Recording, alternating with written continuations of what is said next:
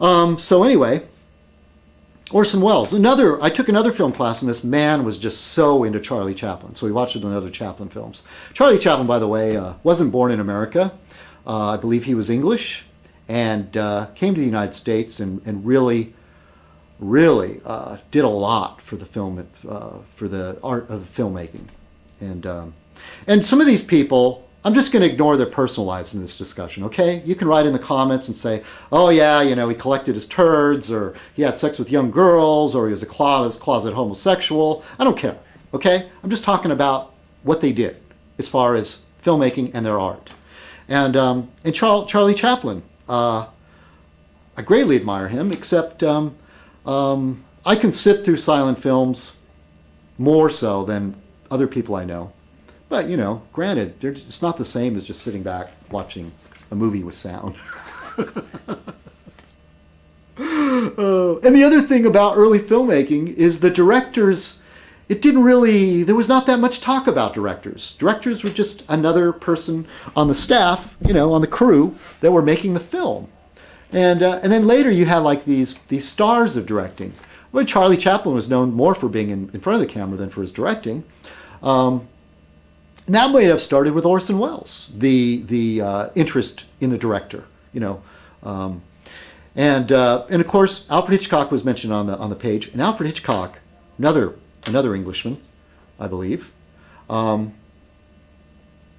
he really made a lot of changes.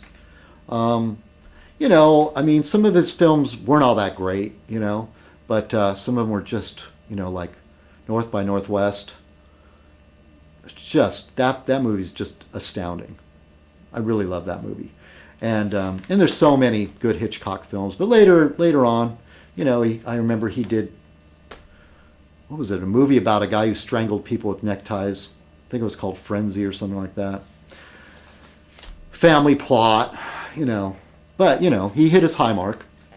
A lot of artists, they don't, in their later years, they don't quite match what they did before. But Alfred Hitchcock had some amazing things, amazing stories. So if you're ever interested in just, him as a person, he's just really, he told one story about, like, he was really, really afraid of police. He not hated, but he was more scared of police. Because when he was a kid, his father made an arrangement with the local constable, or whatever they call them in England, and had his son, I guess he was about 12 or younger, put in a jail cell to teach him what would happen to him if he broke the law. I guess it freaked him out. He carried that with him the rest of his life. Alfred Hitchcock never drove a car because of the fear of getting pulled over by a cop. And his other famous statement is that actors are just cattle.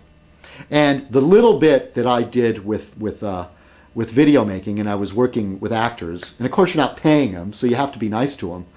But I understood that thing because, damn it, I'm the director. You're supposed to do what I tell you to do. I'm not really, okay, I'm one of those people, we get together, we talk about what we're going to do. And that's when I'm going to get the creative feedback from the people, the actors. But once we start shooting, time is of the essence in many cases, and we need to move along, and I don't need the actors overthinking stuff. Basically, they're props. You move them around. They're moving and speaking props. I understand Hitchcock's philosophy on that. And then another one, and I could just go on and on about directors, but Scorsese, I had another teacher that was just wild about Martin Scorsese, and I hadn't, I might have seen a couple of his films. I didn't really know him that well. At the time I was taking this class, the movie The Last Temptation of Christ came out, so I was familiar with his name because of the controversy surrounding that film. And I have to say, I've gone back and, Raging Bull is a Martin Scorsese film. And why can't I remember the name of that actor? I am so drawing a blank. But that Italian American that's in a lot of his films, that was in Goodfellas, and Robert De Niro. God, it was driving me crazy. Yeah, Robert De Niro and Scorsese is not only what's the other guy? Peter Bogdanovich, who kind of hit his high point a long time ago. But since then, Scorsese and Bogdanovich also share this thing that they are great students of film. They have archives. They really they study other people's work. Or not study to use it, but they're scholars on filmmaking in their own right.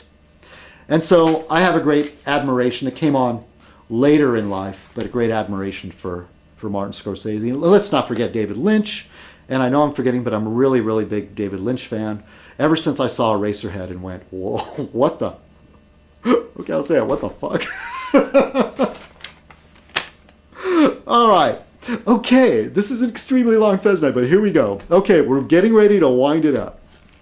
Oh, and I'm overheating from the discussion here. Yeah, I'm wearing my Felix the Cat shirt. See how he's all dizzy? Yeah. Like me a lot of the times. Especially lately.